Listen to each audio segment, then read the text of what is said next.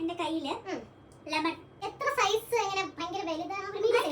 കയ്യിൽ ഒതുങ്ങാവുന്ന ഒരു ടൈപ്പാണ്. വിളിച്ചോട്ടി പിടിക്കാൻ പോയി എനിക്കതിന് നോർമലി. എന്നിട്ട് ടാപ്പ് ചെയ്യൂ ഈ ഡോറിൽ. അതൊന്ന് കടിക്കോ? സൗണ്ട് കേൾപ്പിച്ചിട്ട് കടി.